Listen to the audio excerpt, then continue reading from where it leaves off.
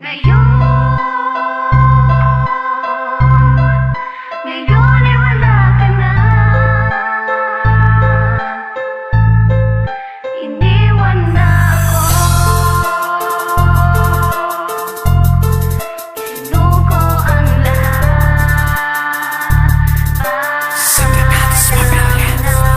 Ngayon aking sasariwain ang lahat ng kaganapan. Lungkot ang pumalit, magbuhat ng aking malaman ang iyong pinagdaanan. Magmula ng pagkabata kay pait ng kapalaran mo sa bawat kabanata ng iyong buhay na tanging sakin mo lang inilahad. Pumapatak ang iyong luha habang iyong nilalahad ang kababuyan na ginagawa ng iyong amain. Sa tuwing gabi sa'yo'y tumatabi para lang angkinin ang iyong pagkababae. Mundo mo ay ginugunaw ng ama, siya ay sabik sa radikal na pagkauhaw para lamang mairaos ang kanyang kaligayahan. Ginawa kang kasangkapan, ginawa kang parausan, hanggang sa sinumbong mo na nga siya sa iyong ina. Ngunit hindi siya naniwala, pinagalitan ka pa nang sinabi mong ikay minumolestya ng ama. Ang sagot sa'yo, kung ayaw mo dapat tumakbo ka.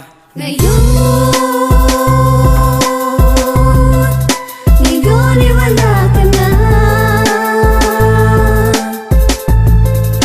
Iniwan na ako. Sinuko ang lahat. Paalam na Sa sa'yo. lahat ng kaganapan gusto mo nang makatakas, pero parang kapalaran sa'yo'y di pumaparehas. Gulong-gulo ang isip, di alam ang gagawin, kung saan ka magtatago pagkagat na ng dilim. Pag nakita mong laseng ang sarili mong ama, paghiga mo sa iyong kama, umaapaw ang kaba. Pagtulog na ang ina at iyong mga kapatid, ang demonyo mong ama tutungo sa iyong silid. Papabuyin kang muli, siya'y magpapakasaya, walang hanggan na kahayupan ng sarili mong ama. Pumapatak ang mga luha, umaapaw ang iyong galit, gumugulo sa isip laging ang tanong na bakit. Kung bakit kailangan na babuyin ka niya, kung bakit kailangan na maalipusta ka. Sa ganitong kaganapan ay laging ikaw ang talo, dahil sa iyong ama na baboy ang iyong pagkatao. Ngayon ay wala ka na. Iniwan na ako.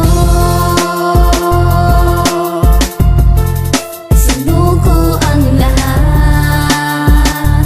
Paalam na sa'yo. Ngayon ay wala ka na.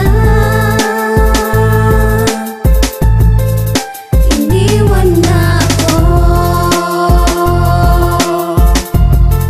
Sinuko ang lahat. Paalam na Ako'y sa'yo. nagtungo sa tahanan nyo para ikay dalawin, pero bakit sumalubong sa'kin kay lamig ng hangin? Halimuyak ng iyong bango aking nababanaag, sa isip ko ay tila mayroong bumabagabag. Sa aking paglalakad ako ay napahinto, natanaw ko isang liham sa tapat ng pinto ng lumang bahay. Ba't ako biglang kinabahan? Di na ako nag-atubili, agad ko na binuksan. Ang iyong mga liham na tangi sa akin mo lamang nais na maipaabot. Nabasa ko na di mo na to kinaya, kaya mas pinili mo na malagot. Napagpasyahan mo magpatiwak ang gamit lang mga lubid na nakasakal. Sa lahat ng mga naganap sa iyong buhay, hindi mo kinaya na makatagal. Tumutulo ang luwa sa aking mata pagkat di nakita muling makakayaka. Ako ay nakatingin sa mga ulap, sinasariwa ang mga pangarap. Di na muli pang mababalikan, masasayang sandali natin noon. Alam ko na di ka na lumuluha, kasama mo na ating Panginoon. Ngayon